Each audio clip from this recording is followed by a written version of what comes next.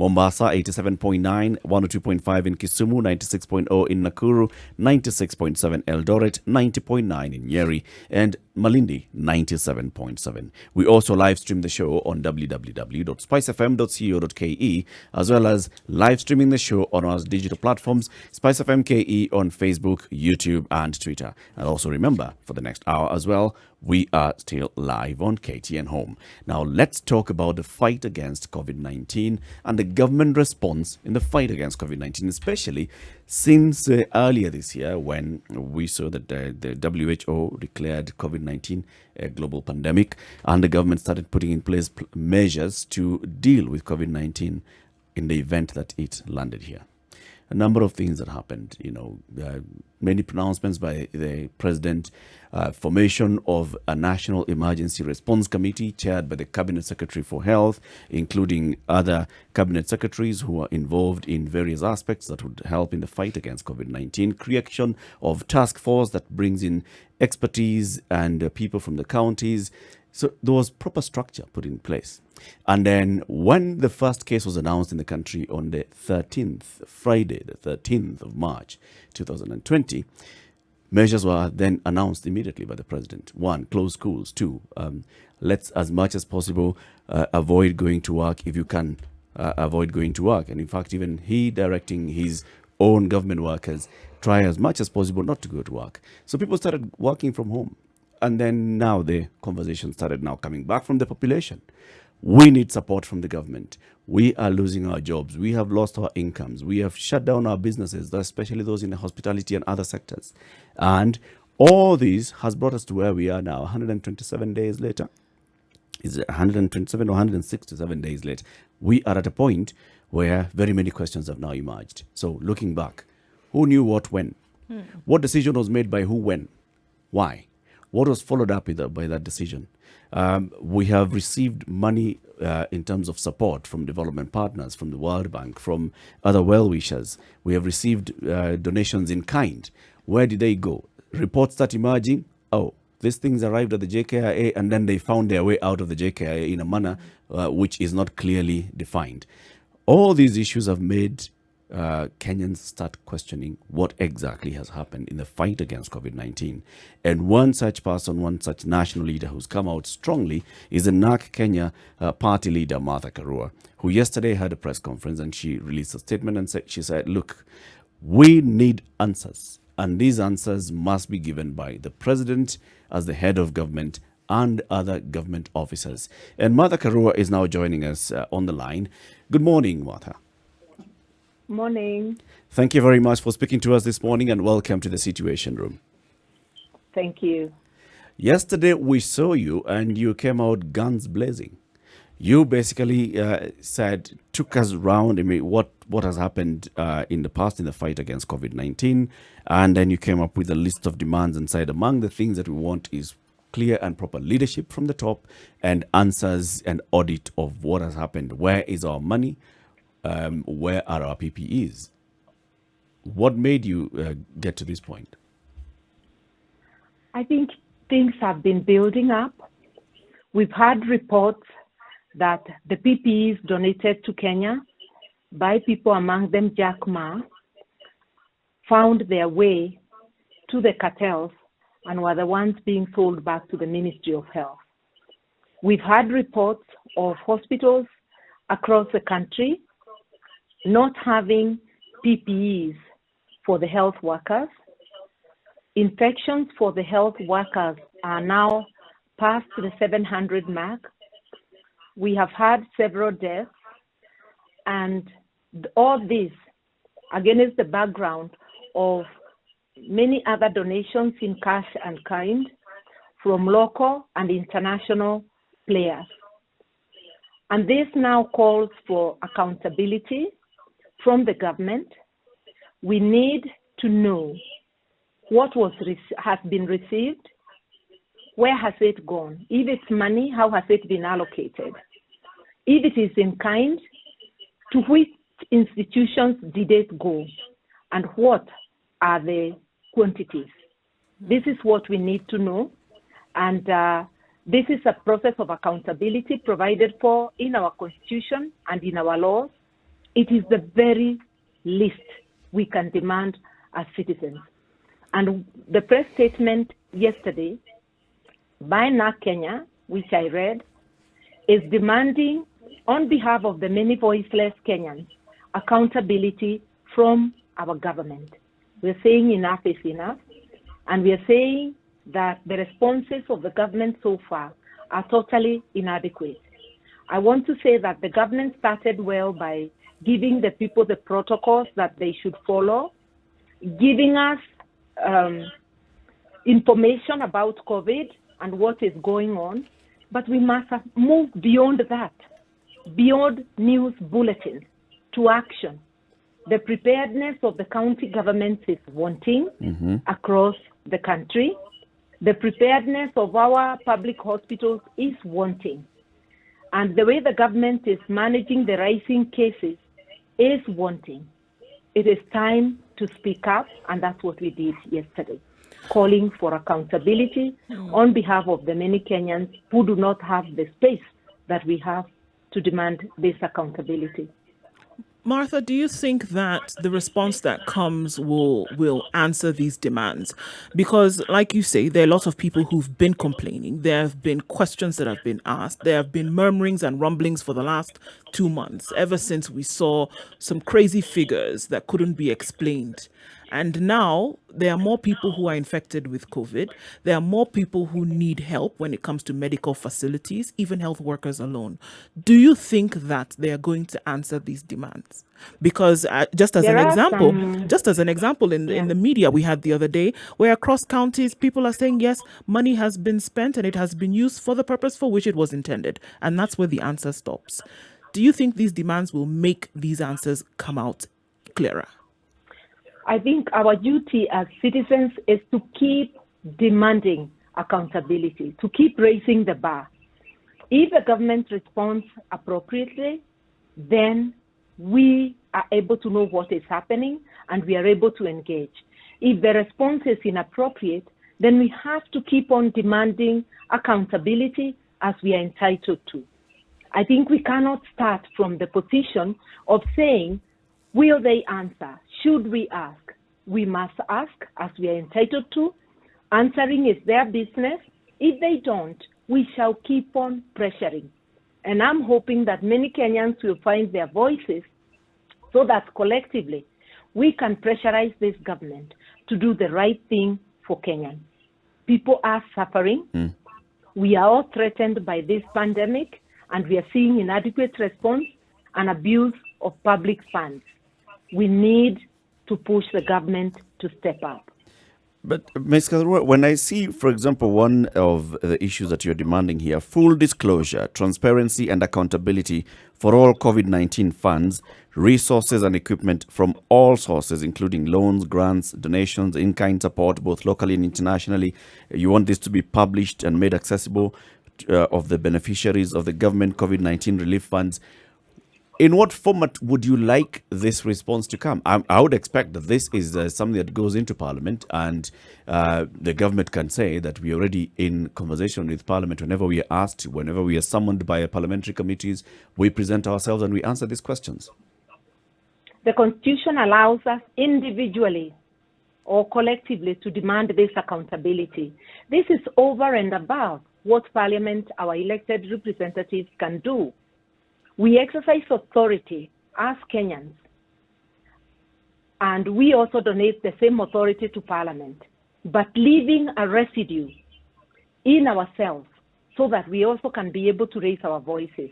So telling me it's in Parliament is not enough, but if they, for instance, were to publish it in their website, if the minister was to give a statement and it's located in a portal where we can find it, because it's not possible to serve each Kenyan with an answer, let them make it as public as possible. That's all that we are demanding. The minister accepted that there are cartels in Afia, or is it Mafia House? And we need him to tell us, not just to tell us there are cartels. I have done 1, 2, 3. We need the president speaking out. People close to him have been mentioned, not once. This is repeated mention of the same people Can he tell us what he is doing about it? Or is the war against graft selective and only applies to people who are not close to him? This really ought to be an embarrassment for the president, and he needs to come out and be accountable to Kenyans. That's all that we are saying. And for the Ministry of Health, PR tours to counties that are doing better are not sufficient. We need the CS to visit counties that are not doing well, and therefore to tell us how the ministry is going to partner with those counties to ensure that their state of preparedness improves. This is what we are looking for. A pandemic is not something that individual counties can fight on their own. There must be collective action where the national government is closely collaborating with counties. And that's what we are looking for. Strategy of fighting the pandemic has not changed since they started giving us the daily news bulletin. The figures are rising. We are now close to 27,000. Just a few numbers are below 7,000, 27,000. The strategy surely has to change. Something has to give. And that is what we are saying. We need to know each cent received on behalf of Kenyans, either as a loan, a grant, a donation. We need to know. We also need to know the money is mopped up from the budget by way of supplementary budget, the budget that is there, and we need to see reallocation of money to the fight of the pandemic. Would this, however, not just be diverting the attention and the focus of the government from fighting COVID-19 to ticking boxes and satisfying the population and saying, we need to give you all this information? After all, we have the Auditor General's office, which will come in and seek answers, and it'll get the answers. We have the parliamentary committees that seek answers, and they get answers. And when these answers go to these public bodies, then they are accessible to the public.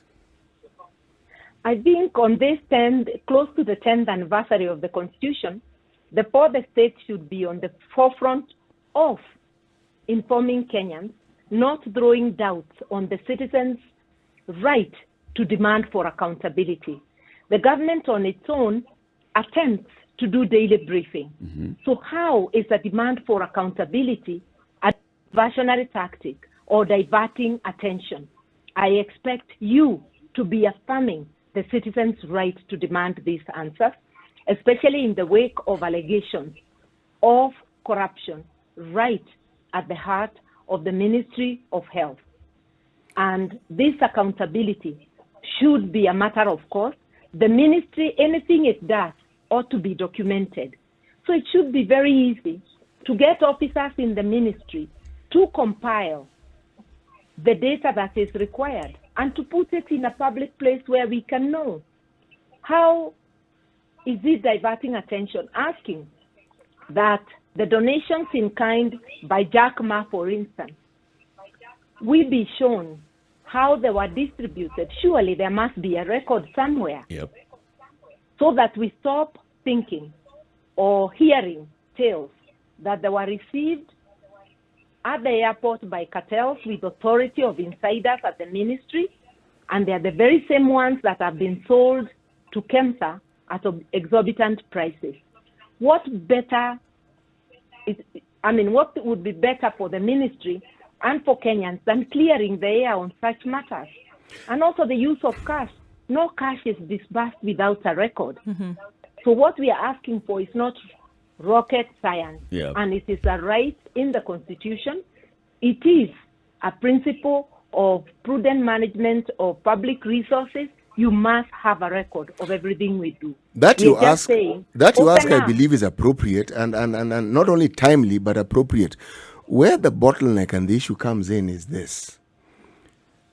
Such questions have been asked before. Civil society has asked these questions, has pressurized.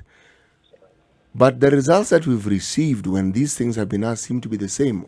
How do we know that this demand that you've now put across will bring about different results from the ones we've experienced in the past? I hope you're not suggesting that merely because the government has failed before, we should now be complacent. Our right our duty as citizens is to keep asking, keep on knocking on that door, keep demanding accountability. And I tell you, the more the voices, the government is going to be compelled to come out and answer these questions. Also, the reason I'm why I therefore was bringing inviting in... other Kenyans Yep. to join and raise their voices, demanding accountability from this government. And we've been at this for a while. You do remember that even in yesteryear, when we were demanding that the democratic space be enlarged, it looked futile. In the end, always, the voice of the people triumphs. I'm therefore confident that we are on a journey, that we are going to succeed, and that we have to keep sustaining the pressure. I guess what you're hearing here is the frustration from media and public in terms of whenever questions are raised, the answers that come in the same format. That we have responded, we have presented a report. We have responded to the Auditor General's queries. The Auditor General's report is out. What other format would we get these answers and immediately, so that we don't have to wait until the Auditor General goes to conduct a special audit, like she said the other day, or until Parliament conducts a special hearing on this particular matter? We have not asked for the Auditor General's report. We just want a record. Those are the records the Auditor General may use in his audit. But for now, we are saying give us records. And there are remedies in the same constitution and in our laws when the government fails to respond to the public. I am not going to sit here and say we will do 1, 2, 3, because this is not a journey of Martha Karua or of NAC Kenya. It's a journey of many Kenyans. And I know there will be multiple actions. Kenyans are active. We've seen them exercise their rights and enforce them in different forums. And I'm saying it is about time, dear Kenyans. Let us do this together. We must get accountability.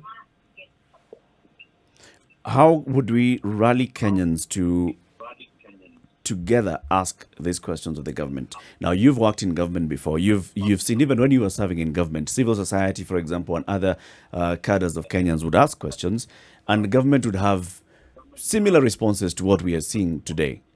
How would we rally the public so that it can get better answers? Not true. The government I served and the period I served, answers were forthcoming. Maybe not from every ministry, but when I was in water ministry, my duty was to give more information than you have demanded, because that's what is expected of me. When I was Ministry of Justice, I gave information that was not even favorable to the government and even to some of my colleagues. We must come out of the mindset that the government must be minimalist in the information it gives. We must become transparent and accountable as demanded by our constitution and as demanded by Kenyans. And government must learn to bear all. When you see people not bearing all, they are confirming the corruption and the mismanagement that we are talking about. So with what's happening with COVID now, this is not just a problem that started with COVID. This is obviously something that has been there when we talk about inherent and endemic corruption in a government. So it's another way in which this has been shown. So are you saying that this presents another opportunity to keep the government, or to ask the government then to be righteous, whereby there are piles and piles of examples where this has happened before? What would make them sit up and pay attention? We recognize that this is not the first time, and we did acknowledge that 2016 there was a big scandal at Mafia House, which the press has referred to as the Mafia House scandal, and which today answers are not forthcoming. The fact that there have been many corruption scandals which have almost numbed the senses of right-thinking Kenyans is no reason for us to sit back and sort of accept the situation. We are saying we must keep pressuring the government. We must keep calling it to account.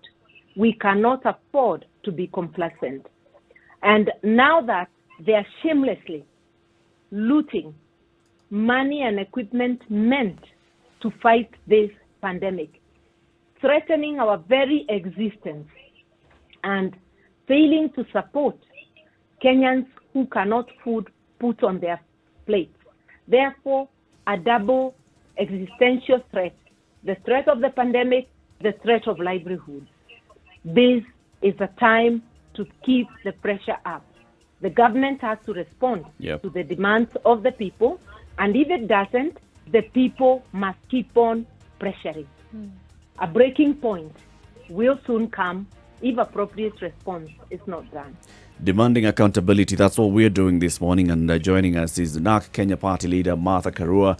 We are talking about accountability for everything that has been, the decisions that have been made, the funds that have been utilized in the fight against COVID-19. The party yesterday came out with a statement which was read by the party leader Martha Karua, in which they're demanding various answers. They're saying, for example, we need leadership on the issue of education. We need answers on how money has been spent so far in the fight against COVID-19. We need answers on the decisions being made at the county level on the fight against COVID-19. All this is what we're discussing this morning right here on Spice FM, broadcasting on Spice FM and also on KTN Home and on our digital platforms. The conversation continues. We are talking about accountability in the fight against COVID-19. NARC Kenya yesterday released a statement which was read by the party leader Martha Karua, in which they are demanding accountability. Talking about, look, we have seen in our fight against COVID-19 and what the government has put in place as measures in the fight against COVID-19, allocated substantial amounts of money and resources in this fight against COVID-19. But is that enough? Also, what is the progress of implementation of what has been allocated in that fight against COVID-19? There's also what the statement is also asking for, Martha, and this is on reassigning some of the funds that have been earmarked for other projects into the fight against COVID-19. Yeah, because when you have a pandemic or something unusual, even in a household, you have to reallocate resources. Nobody could have forecasted that at a time like this we'll be battling a global pandemic. And we have seen the government move to reallocate. But then we are seeing so much being given, for instance, to intelligence, sometimes more than to health, in the reallocated monies. Even when they gave an account of how they used the past, was it several billion? Yep. More money had gone to NIS than had gone to KEMRI or to any other medical institution. And we are saying, yes, we need the gathering of intelligence, but that is the core business of NIS, and they've been having their budget. Nothing unusual has happened in their quarter. Something unusual has happened in health. We are seeing misallocation, mismanagement of what the priorities are.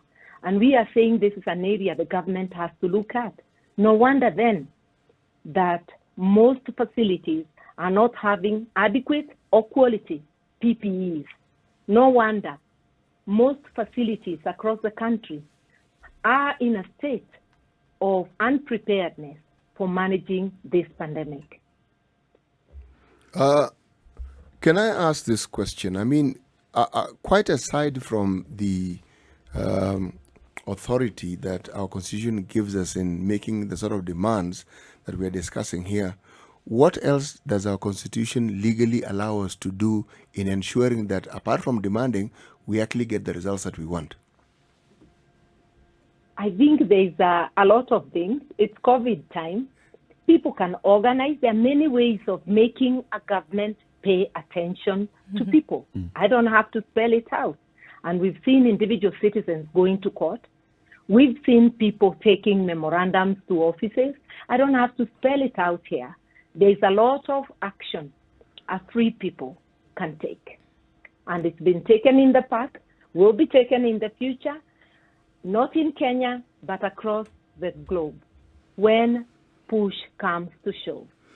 Do you think that push has come to shove? Because I'm always of the opinion that Kenyans have not felt it to the point whereby they feel they're at the wall, because perhaps we would see a different reaction or a more enforced reaction across board if they really had. Not tired of this just yet. I think it is not fair to say that you're not seeing reaction from Kenyans. Normally, even in the history of this country and many other countries, the silent majority will have reached a boiling point, and you can only know by listening. And I know the intelligence is telling the state how things are. Mm-hmm. How they respond is their business. If people have no food, some of the indicators is rising petty crime as people try to get food. Many indicators. And we know across the board, we've seen people who cannot put food on their tables. Yesterday, even as we were having that press conference, the offices are normally not open during this COVID season. We just have a caretaker. But yesterday, because we were open, some people walked in, and there was a man who'd been thrown out of his premises because he couldn't pay rent. He's lost his job. Yeah. He can't feed his family. There was a woman, and these are not the only cases. We are confronted with cases every day. And I think almost every other Kenyan has had a cry from a fellow Kenyan of not coping in these circumstances. I think it's really bad. And if those in leadership do not know, then they are forewarned. They're sitting on a time bomb. Like you've said, they receive daily briefings from the intelligence, and intelligence is obviously gathering this intelligence from the people. And so those in high office have a clear picture of what's happening on the ground. What is it that would make them not act fast enough or well enough to address this? It's just impunity. For instance, the recent polls, 3 of them, have indicated that only 1% of Kenyans think BBI is a priority. Yet, they continue devoting money to such a futile exercise. I don't mind politicians trying to market ideas to Kenyans. But at a time there is a pandemic, come on, pull that money back and support Kenyans who can barely make it. Use it to equip hospitals. Tell us how much you are using. It's our money. It's not personal money you're using. We must demand answers. So just little things like that. And I think which show the indifference with which the government is handling the pandemic and the issues that concern Kenyans. Impunity, indifference. Yes. Are you saying that then the government doesn't really care for its own survival Exactly. in office? Not for its own survival. They think that they can continue putting their knee on the throats of Kenyans until the last breath. That's the way I see it. When you were in government, how would you deal? I mean, because we talk about now that the intelligence is available across board. You know what the heartbeat of Kenyans is at any particular time because you're given that information. How would you deal with something that came to your desk? I mean, sitting in cabinet and you know that this is what happened. How then was the response for whatever it was? You raise your voices in cabinet, which will inform government response. And if you're totally unhappy about responses to matters and you feel you cannot be party to, I left government at that point. But I know that initially the government I served was very responsive. But when they became totally indifferent, that's the point at which I left. Because it's untenable.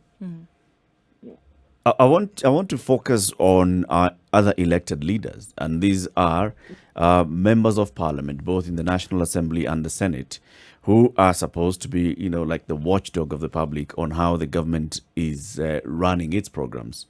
What would you say? I mean, this is the same parliament that has passed a budget that is allocating the amounts of money that you're saying allocating to intelligence and other areas, and not allocating, like you say, enough to the fight against COVID. What's their role in shouldering this blame and this burden?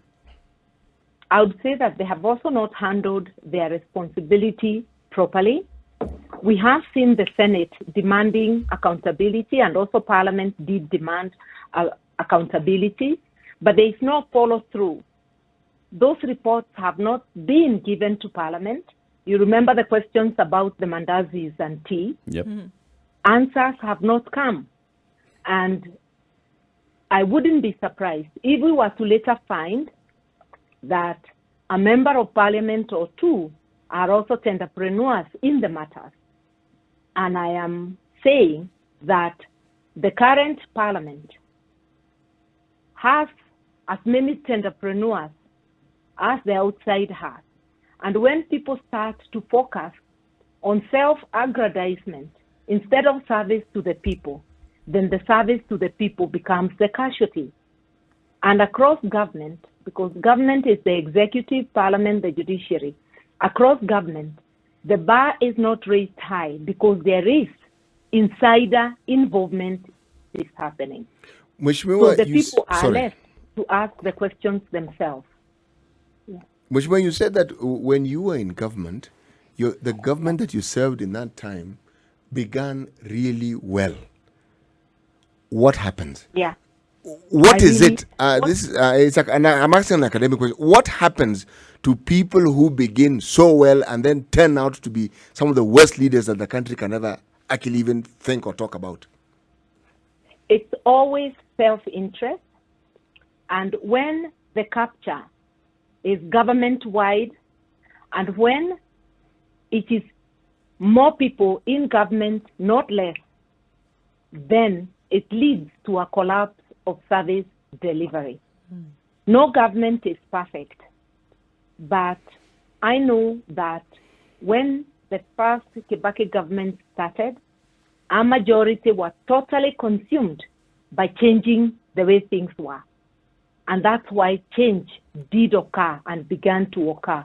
Then contamination slipped in, and which manifested itself more the second term during the coalition government.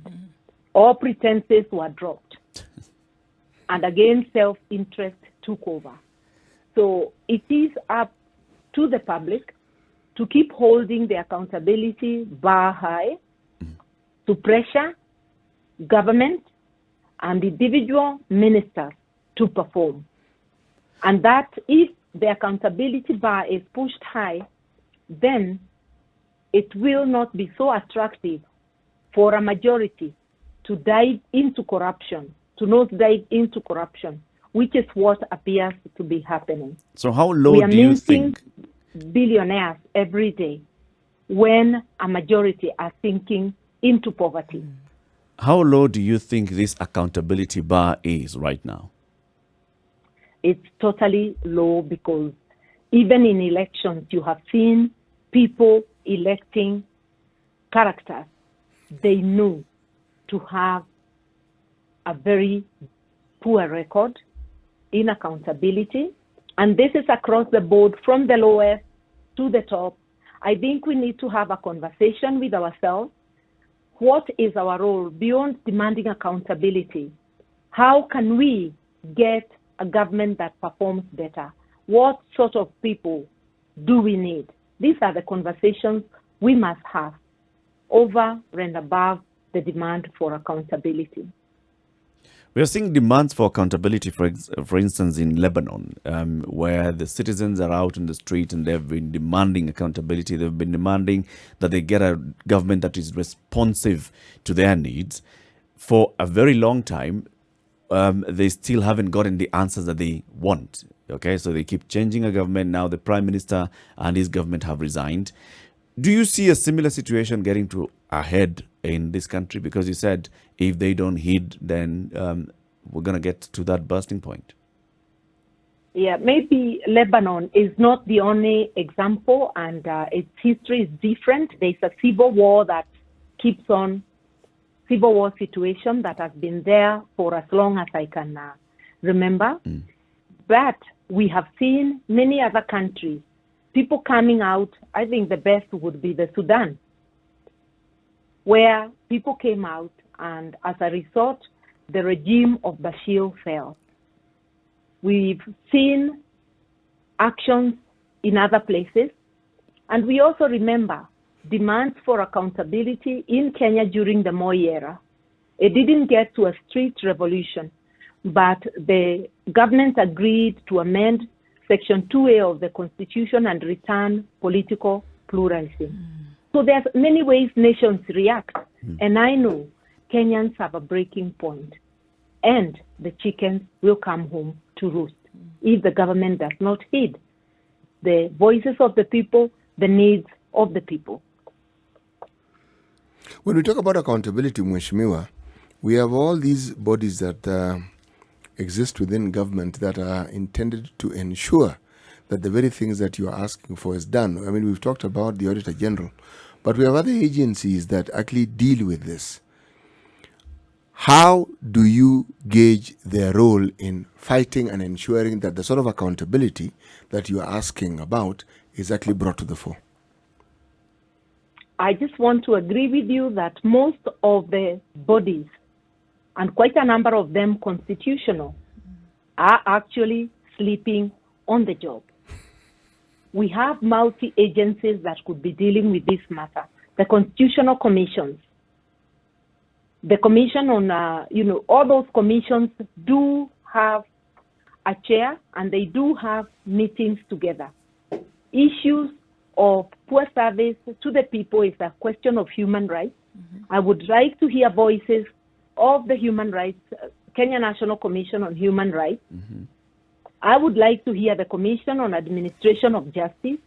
But these bodies, their voices are totally muted. And you will remember that the past chairs of those commissions made those commissions get known by Kenyans.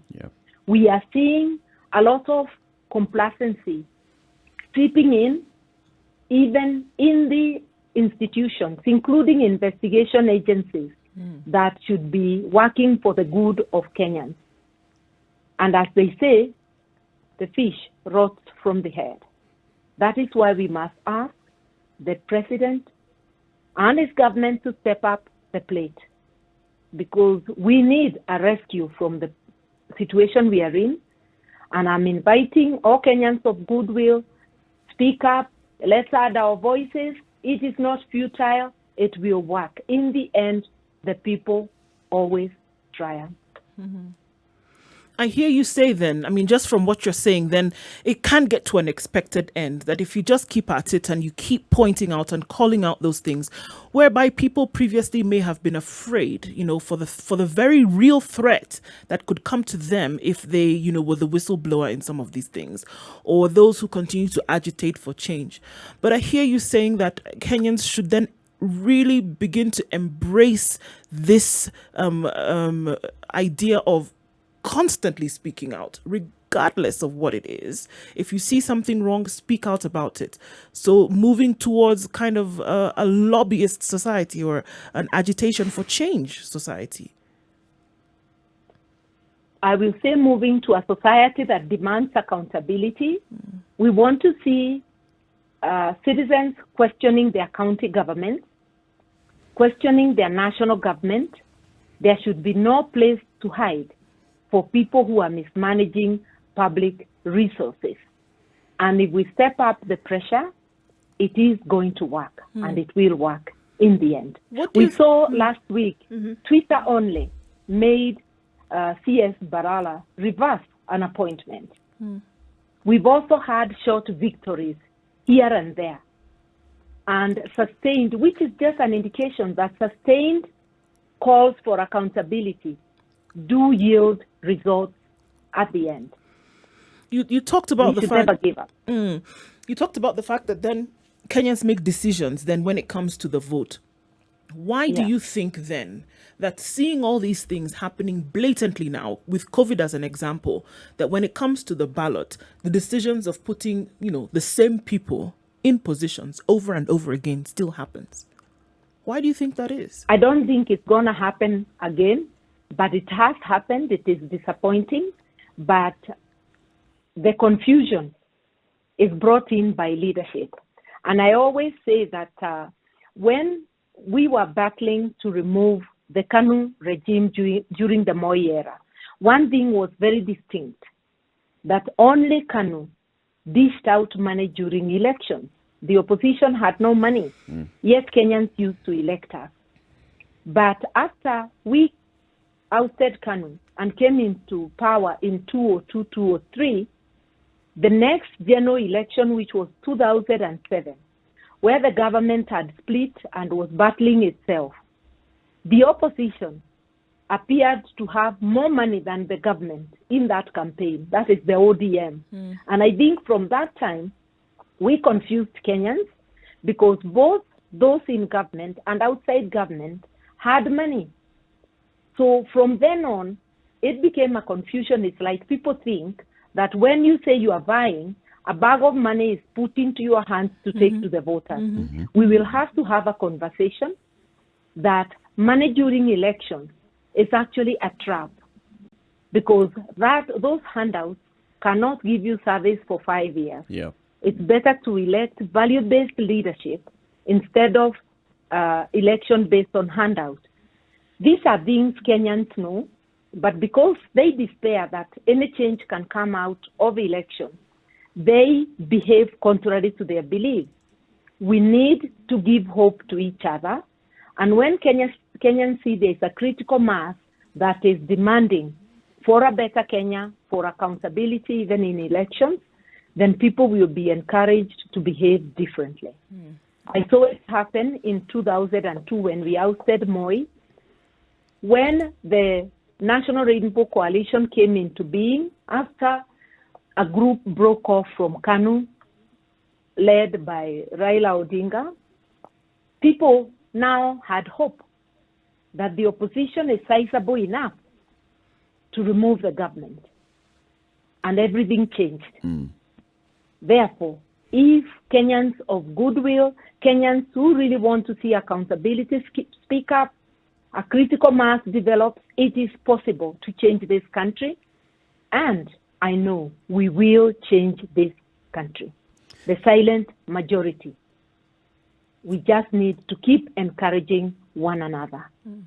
Thank you very much, Martha Karua, for speaking to us this morning, and also for raising these issues out in the open. As we come to the conclusion of this conversation, we'd like to give you a moment. Speak directly to the president, and pass on this message that you'd like to pass on to the president. What is it that you'd like him to do?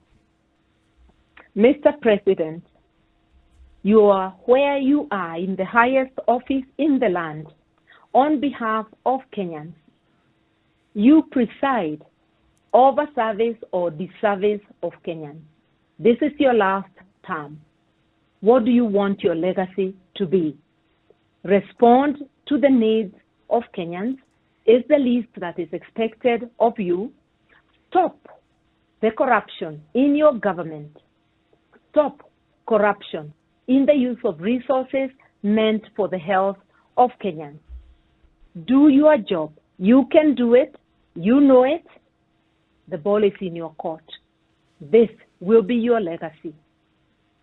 Thank you very much. NARC Kenya Party leader Martha Karua, who's been speaking to us this morning, raising issues of concern and demanding accountability for everything that is going around the fight against COVID-19, from accountability on the allocation of funds, from the accountability on the usage of those funds, from accountability on the decisions that are made, from accountability even on the protection of healthcare workers and others.